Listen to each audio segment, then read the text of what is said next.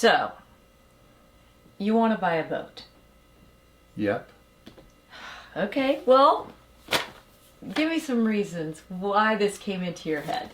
I have some reasons of my own, but what about you? Look, who doesn't dream about exploring the sea, selling everything, retiring, running away to sail around the world? Well, probably a lot of people, actually. Probably a lot of people don't dream about that. But we have seen a lot of our friends who have gone on vacations on catamarans, and they've just sailed around in these beautiful, beautiful places. And we've seen movies, right? We've seen movies, and there have been movies that have been going on basically since movies began. I kind of looked through and made a list of some of the things. But way back in 1937, Captains Courageous.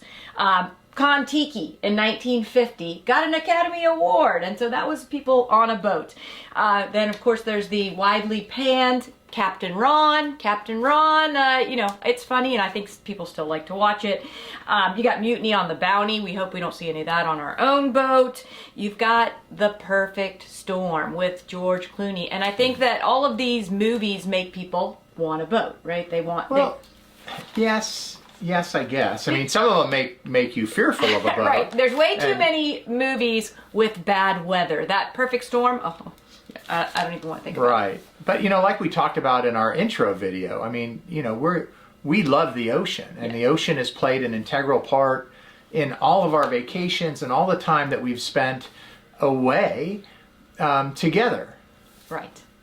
Well, and I mean, don't forget, there is that TV show. There's a TV show called Below Deck, and I believe there is one on a sailing boat, right? There is. I don't think we're going to have any of that kind of shenanigans.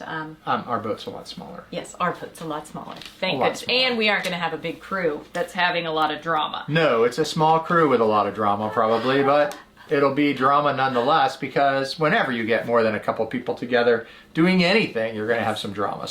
But we hope to share some of that drama with you guys when you tune into our videos. Because we want it to be fun for you to watch. That's right. But we have a long history of boats in our family, right? All the way from Rosie the pontoon boat. Tell a little bit about Rosie. So Rosie was this giant, ginormous pontoon boat owned by Kelly's mom and stepdad in Tennessee, and they were had that out on the lakes in Tennessee. Right, and it was we a great took a boat. lot of trips out on the boat. Yes. The kids, when they were all babies, got to swim in the river in Tennessee.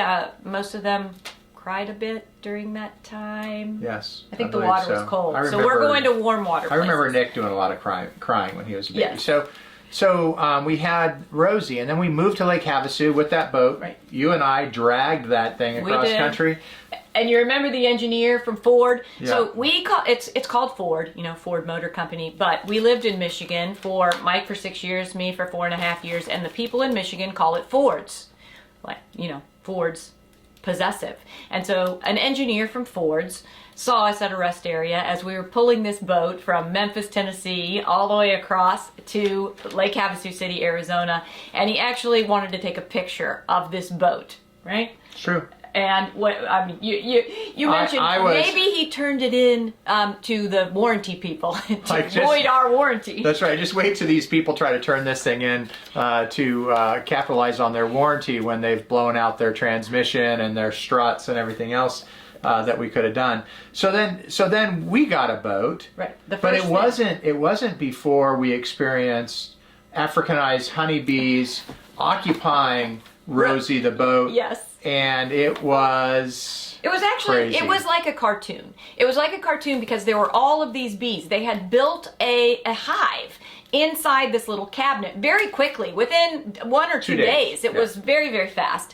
And we were going to go out on the boat. Mike goes out, he sees some bees flying around, and then there was a ball of bees, basically. He jumped into the car. The boat was already hooked up to the truck, the Expedition, and because we're going to take it down to the lake, and he zooms off with these bees flying behind him. He's calling us on the phone saying, "Don't come outside, don't come outside." That's right. I mean, really, it was like a Looney Tune. It was a cartoon. Yes. I felt like I was in a cartoon. I was a star in a cartoon. And so then we had our Rinker flotilla, 24 foot, and that was the first thing that we actually bought when we moved to Lake Havasu. we bought some groceries. Okay, we bought some groceries, but we didn't get a house. We didn't get a car. We didn't get an office for my medical practice. We got a boat. There's a lot of things you could do on a boat. Yeah. Well, and before we started talking about this new boat that you want, we got another boat. Like just within the last year, right? Just about a year ago, we bought a brand new Suncatcher Tri-Tune pontoon boat that's beautiful. It is. You know, it's got a nice 250 horsepower Yamaha outdrive on it, which was new because the Rinker didn't have that. Well, Rinker started having some clunker issues because it was getting older. I mean, it was 20 years old, over 20 years old. It needed upholstery. Well, it needed upholstery, and we would go out and we weren't quite sure if we would get back in. We got towed back in several times, and the last straw was we went out with our granddaughter and our son and daughter-in-law, and it was not a hugely hot day, thank goodness, but we got stuck and we had to get towed in, and we were like, okay, this thing is on its last legs. What are we going to do? Are we just going to not have a boat? We considered it. Yeah, but I don't think that was in the cards.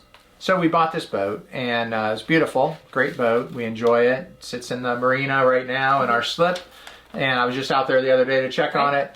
And but somehow in that whole time frame, we started really thinking more about sailboats. Well, let's just talk about that, because basically Mike decided that he wanted a boat. And when Mike decides, it happens. He's come home many times with cars. He bought a commuter car now, and came home and said, look, here's my new Toyota Corolla that I'm going to drive back and forth to Kingman. 30 miles to the gallon. Came home another time, well, actually to the beauty shop. Do you remember I was getting my hair done? He brings up this gigantic red Dodge Ram pickup. It's beautiful. It's red. It's raised. And he goes, look what I got. So once he makes up his mind, it happens. So you decided you wanted a boat, and so I decided we were going to buy a sailboat, and I went out and bought one. No, it didn't happen like that. So we started researching. Almost. We researched a little bit. We went down to Mexico. We were actually in Laredo. We went out on a similar size catamaran sailboat to kind of get the feeling of how big it is, but we were just there relaxing as passengers, not as crew. And then over the rest of the summer, we went on several other boats with our family, catamaran sailboats again. Well, and as you got more serious about actually buying a giant boat like this, talk a little bit about some of the research you did online. Like, where were you going to look? What were you looking at? What attracted your attention? What was... So I was looking for roughly a 45-foot catamaran sailboat that would fulfill the needs of safety, as in size, and comfort, as in size. And be in our price range. Which was hard. And so as we were looking at these boats, because I kept sharing them with you, I would send you a link. He'd share me links. He'd share links with me and links with me. And so I would share these links with Kelly, and as we were going through, we started seeing aspects of the boat that we thought were more appealing to us, that were like, without a doubt, we can't be without this. Right. If we are going to have a boat, we need... It has to. And so what were some of those things? So the first thing was social helm. A social helm, I don't know what they call it for real. That's what we call it. But that's what I call it, because a social helm is a place where the boat is controlled, but people could still gather. So that the helmsman, or the skipper of the day, is not isolated in a helm station away from everyone else. We wanted to have a helm station where it was close to everyone else. But they could be isolated if they chose to be isolated. So that's right. You know, and some of you may have been on a boat before. You might have been on, you know, a day trip out, or even been out for a week or two, or maybe you have a boat of your own. And when you have a captain or you have a skipper that's with you, sometimes they might want to escape from your crowd and just concentrate on piloting the boat. So that's possible too. But we wanted a place where when we are on the boat together, you and I, and also together as our family or our friends, where we can gather and whoever is the skipper that day can interact with the other people who are there. Right. That's what makes it fun. And so that was an absolute have to. And so we saw some boats that had this larger helm area. But as we were looking, we noticed that if the boat was older than about a 2015 model, there was less likely to have something like this. And the first boat that I saw kind of like that was the Flybridge model Lagoon 450. Yeah. Lagoon being one of the three major, I guess, production boats. 4. Yeah. 3 or 4. And so we started looking at that. But then I came across the Leopard Sailcat, and that had actually a walk-through door that went to the bow. And so now I was like, well, and the bow's the front of the boat, in case you're complete novice. But if you've ever been on really any kind of boat of any size, for the most part, you have to go out and around whatever's inside to get to the front of the boat.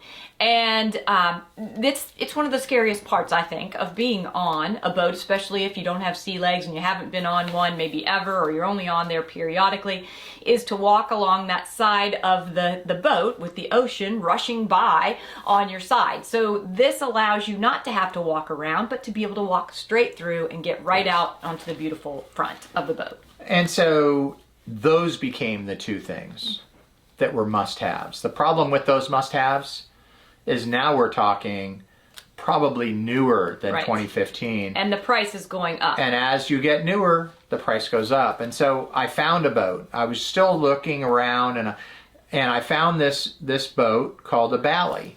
Well, wait, first you found the boat in Mexico. Right. The used boat. Oh, Siri, you're not invited. Sorry about that. What, Siri butting in? Could be Alexa. Always. Luckily, we don't have Alexa. I guess all we have is Siri. Right. So you found this guy in Mexico who was selling a used boat that kind of gave you some insight into boat ownership. Right. And choosing whether or not to wait from now until later. So just give a little update on that, or a little story about it. So basically, he was selling his Lagoon 450 Flybridge. It was a 2015. It was a beautiful boat. They had outfitted this thing for cruising. Right. For long distance cruising. Water maker, solar, wind power, comfort inside, comfort outside. It had the whole thing. And so we made a schedule basically to go down to Mexico and see the boat and spend a weekend down there and try to get him to take us out on the boat so that we could get an idea how it handled and how comfortable it was. And not too long after I talked to him, he reached back out to me and he said, well, we've changed our mind. We're not going to buy a power boat now. We're going to keep our catamaran.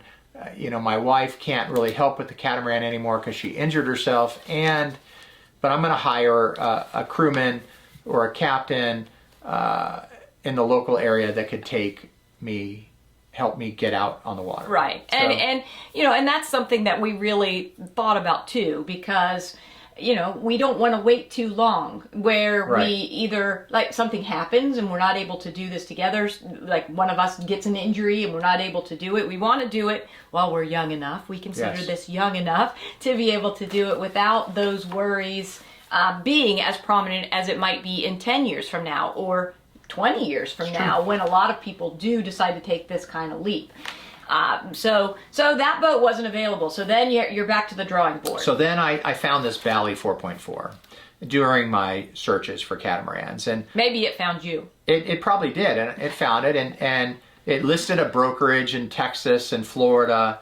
So I called the number because this boat, I sent Kelly the link, the intro video, which is up on our website, sailamericanhoney.com, and it had those two key requirements, but then the bonus was it had a full-size refrigerator I was gonna say, and freezer. The big refrigerator and the big freezer.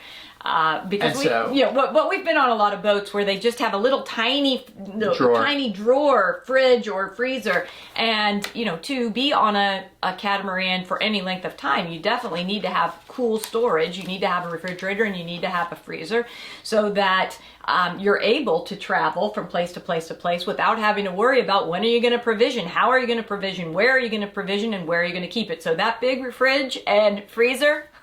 That was the final deal. The problem was, this is a brand new boat because there weren't any used Bally 4.4s. There were only new ones. And so now we're back to the cost dilemma. Now we're back to the, yes, is this in our price range? And so I reached out to Catamaran Guru, Stephen Cocroft, who was a great teacher of the boat. I mean, he taught me about what the boat had.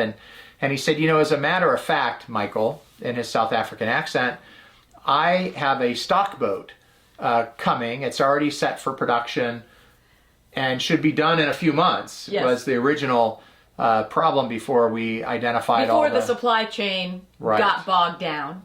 So he said, let me send you some information on that. And I'm looking, and I looked at the price. I was like, wow, this isn't so bad, but it's in euro. So then I was like, oh crap. What's the exchange rate? Right, the exchange rate, because you have to buy the boat in euro, not in US dollars. Because it's made in France. So I looked up the exchange rate, and it was like $1.02 or $1.03 US dollars to 1 euro. The last time we had been in Europe, it was $1.25 to the euro, which would have priced this boat way out of our range. Yes. And so I said, wow, this looks interesting. So I spoke more with him. Yes. Kelly and I spoke more. Right. And so this didn't all happen in the same day. No, but it was a short period of time. 6 weeks. I think it was 3 weeks. Yeah, two, maybe two, maybe 3. two. It was very short because I thought, well, there's only this one boat that's going to be ready this year. We thought in 2022, and so I called Mike and said, "Do you think we should just get this one? Do you think we should just jump and get this one?" That was the shopper in you. Yes, I do like to shop. Yes. So so Mike said, "I think we should." Yes, right? And so I said, you know what, we want the stock boat. And so we looked over all the components of the stock boat, and we said, yeah, it really has everything there that we think that we need. Mm-hmm. And so we didn't go visit the boat because there wasn't one. Right. And all we did is based on photos and trust in Stephen, and Mike hadn't really I didn't trust him yet. Yeah, he didn't develop the trust in Stephen yet, but we said, yeah, we're gonna get this one. We put down some earnest money to hold it for us so we couldn't sell it to some other person that was just ready to make the leap. So without ever being on this particular boat, without ever sleeping on a boat, at that point I had never even spent the night on a boat. You had when you were younger, much younger, high school, maybe college, but like it wasn't something normal to us. We just said, we're taking this leap and jumped right in. It was a faithful leap. Yep. And so basically, to summarize, so we bought this it's a 4.4, it's like a 44 plus foot catamaran. We bought this catamaran sight unseen. We hadn't stepped foot on it. We had never sailed a boat before. And we had never together actually slept overnight on a boat that size. We've been on other boats that we spent the night on. We have a tent on our pontoon that we can put up now, that thanks to you. Yes. But that's not the same. No. And so this was a giant leap of faith. And so the whole idea, though, was that this is a business to put this boat into charter. And so we moved forward on the boat. And the closer we got, the farther away it went. Yes. And so we took a trip down to Florida to Stephen's office. Yes. And we met with him face to face. And Mike's parents came with us, and so did our daughter, Katie. I think because your dad also wanted to see Stephen and look in his eyes, just like Mike wanted to see Stephen and look in his eyes and make sure that that this was somebody that we could trust with an investment of this size. And even though your parents are over 80, they still want to make sure you're making reasonably sound decisions and no one's screwing you over.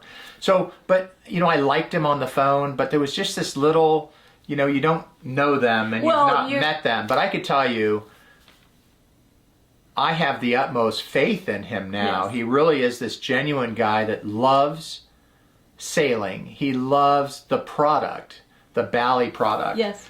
And he doesn't only sell Bally, but he has a Bally himself. He lives on a Bally.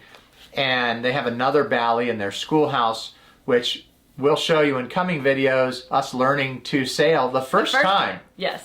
On a Bally 4.2, a 42-foot Bally that's in there. Well, and I understand your lack of trust because of the whole Craigslist debacle. We're not going to get into that. No, but maybe a future video, if you all want to see something about that, make a comment down below. We want to know the Craigslist debacle. Yeah. And we'll make a short video about it. So basically you don't know. I mean, look, let's be honest. I mean, every major scam deal that's ever originated, I think, has either come from some foreign country where they want to give you $1 billion to hold on to. Nigeria or Florida. I mean, Florida has been the source of a lot of scams over the years. So we went to Florida. We met with Stephen. We looked him in the eye. We developed a relationship with him that's genuine, yes. And he understood our needs, and we were able to meet it, and so we were able to purchase that boat and put it into service. Yes. Last year, scheduling charters, we're keeping our fingers crossed for it to be fully chartered during the time that it's in the water for this first, maiden voyages, the maiden voyages that it makes during 2023. That's pretty exciting. We're excited for that to happen. And so, but we also wanted to take advantage of learning more about this boating, sailing community. Mm-hmm. And so we went down to the Florida Keys and we looked at some marinas. Yes. And we looked at some boats. We had an opportunity to go out on a lagoon 50-foot Power Cat with a gentleman by the name of JJ who took us out for 3/4 of a day. Yeah, that was so nice. I mean, such a great favor. The lady who we were staying in her Airbnb, and she hooked us up with JJ. So that was just the beginning of our interaction with the boating community, because the lady is also, she loves to boat, and that's why they live right there, or they have their home that they Airbnb right there on one of the canals. On the canal, yeah. So that was good. We also went out on a commercial sailboat, a gigantic one that had music and a bar and appetizers and all ages of people, from a little tiny baby, remember, in a stroller, toddlers, teenagers, 20-somethings, all the way up to people in their 80s, and we got to do some motor sailing there in the Florida Keys. Right. Simply spectacularly beautiful. The sunset, I mean, it just was breathtaking. Because there was kind of some storms that were out around the water, and we'll show some pictures of that, I'm sure. Right. And then we went out on a smaller catamaran sailboat. An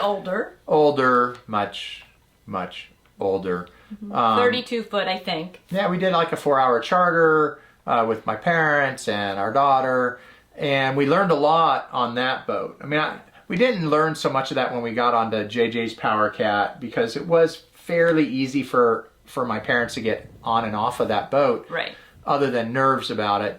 But this other boat was a little bit more difficult to get on, and even more difficult to get off, because the weather came in, and we had to, instead of going back to the dock, they were putting their fleet of charter away boats from the dock, out on mooring balls. Yes, so because they didn't want their boats to be banging into the dock, right? And so the captain said, okay, well, we're gonna. He kind of first was wondering, were we gonna go in? Were we gonna stay out? Was the storm coming in? Was it gonna be safe?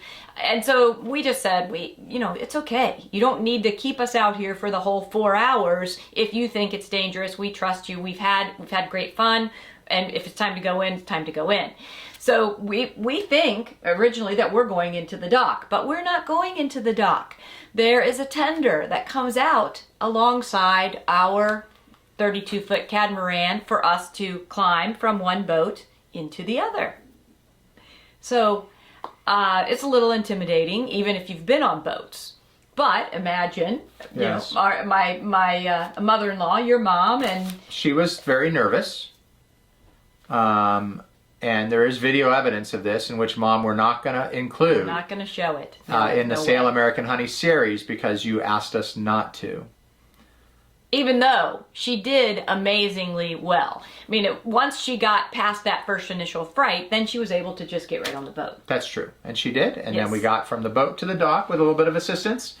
It's kind of like me today at the dentist. When I got over the initial, I hate being at the dentist, Yes. I was able to at least relax a little bit. As I was going got to my teeth. videotape that, but I chose not to also. Good choice. So we had this great adventure. We learned a lot about what it's going to take to get our family on and off a boat like this. We learned a little bit about weather, and we learned more about weather later on. And we learned about the charter process, not really extensively, but from chartering that smaller boat, Yes. we saw what the process was, at least for a half-a-day trip. That's right. And so we're ready to move to the next step. And the next step for us is learning how to sail before the boat arrives. And we know that other people have learned how to sail with their boat Yes. when it arrived. But we have decided that we're going to get out there, and because we don't go part way, we go all the way. We want to make sure that we're competent, safe, careful, Yes. and that we could enjoy the experience, As not we're be being so frightful. And not be stupid. I Right. mean, it's like owning anything. You have to be a responsible owner of Right. whatever it is that you own. And so, but it is funny because in the times that we've done our training, we've met people across that spectrum. The first trip, we met some people that were thinking about buying a boat. They're thinking about buying a boat, weren't really sure if they were. And so their experience during that training was different than ours because Correct. we had already bought the boat. So we had to get good at something. If we didn't want to do something or we didn't want to learn it, too bad. That's We right. had to learn, and you had to go out in the rain, and you had to figure out ways to make things work at all costs. Yeah. And I think that was really, really good for us. And I think, though, most of the people that we've met, they're excited for us, but I think they think we're a little bit crazy. That's right. But we want to share this entire adventure with you guys. And so we hope that you come back to Sail American Honey and follow along with us. Join, subscribe to our channel on YouTube, on Rumble. Find us on Instagram. Share our reels and our pictures and get other people excited about it as well. Facebook, we're on Facebook as well. All of those things are at Sail American Honey.